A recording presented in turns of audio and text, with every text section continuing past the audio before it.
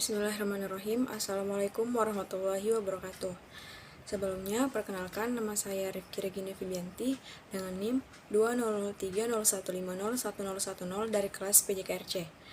Baik, pada kesempatan kali ini saya akan menjelaskan materi mengenai umpan balik dan pengetahuan tentang hasil. Oke, jadi umpan balik ini merupakan informasi yang diperoleh oleh atlet atau siswa setelah mempraktekkan suatu gerakan mengenai benar atau salahnya suatu gerakan yang dilakukan. Kemudian, informasi tersebut sangat penting bagi siswa atau atlet untuk mengetahui seberapa baik atau telah mampu melakukan gerakan tersebut. Nah, dengan tahu singkat kesempurnaan gerakan yang dilakukan sekaligus akan diketahui kekurangannya. Dengan demikian, siswa atau atlet tersebut akan menjadi tahu perbaikan apa yang seharusnya dilakukan untuk menyempurnakan gerakan yang salah dan telah dilakukan. Kita masuk pada bagian pertama, yaitu klasifikasi umpan balik. Nah, guna memudahkan kita mengenal umpan balik yang terdapat dalam suasana mengajar maupun melatih, maka diperlukan adanya klasifikasi umpan balik. Kita menyadari bahwa tidak semua informasi berkaitan langsung dengan hasil atau pelaksanaan motorik. Oleh karena itu, ada informasi yang relevan dan tidak relevan. Nah, apabila kita menelaah umpan balik berdasarkan aspek kedatangan, maka dapat diklasifikasikan menjadi dua kategori, yaitu yang pertama umpan balik sebelum tindakan berlangsung dan yang kedua umpan balik yang tersedia selama atau setelah tindakan berlangsung. Nah, kemudian umpan balik yang dihasilkan oleh gerakan yang telah dilakukan sebagai hasil gerakan dapat dibagi menjadi dua, yaitu yang pertama umpan balik intrinsik dan yang kedua yaitu umpan balik ekstrinsik. Oke, kita jelaskan satu persatu. Yang pertama yaitu umpan balik intrinsik. Nah, seseorang akan memperoleh informasi tentang beberapa aspek mengenai gerakannya sendiri melalui beberapa saluran informasi setelah seseorang melakukan suatu gerakan tertentu.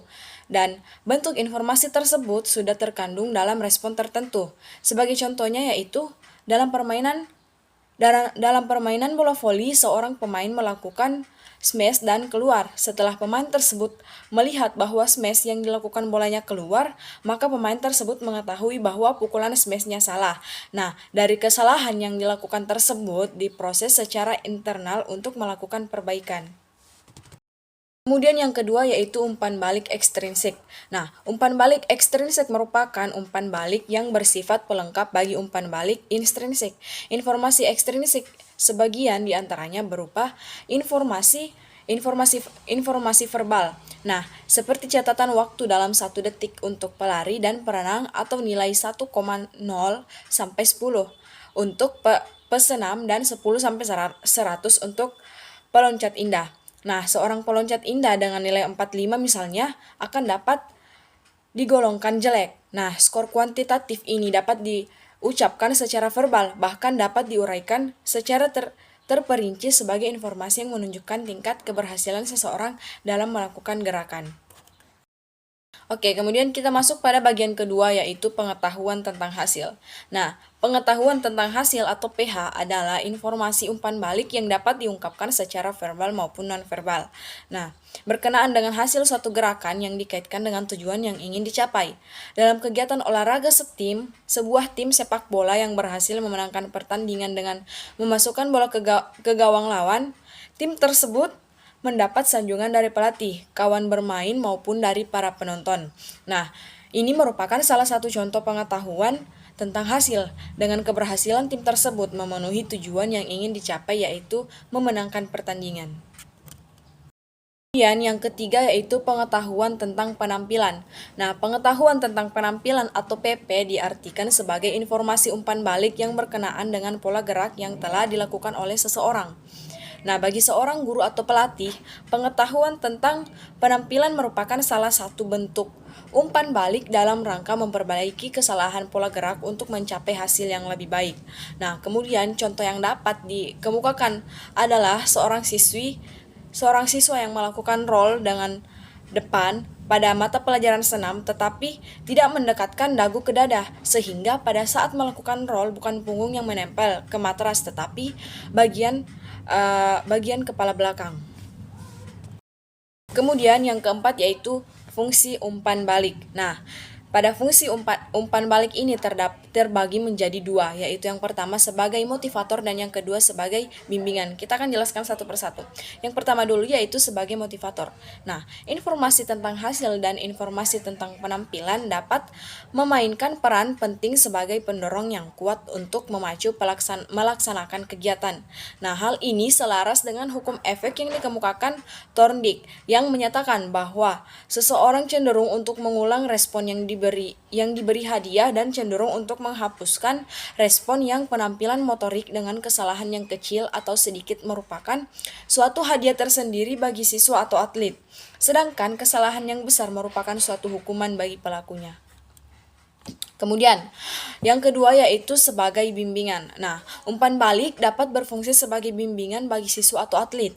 Berdasarkan informasi yang masuk akan diketahui gerakan yang benar dan yang salah.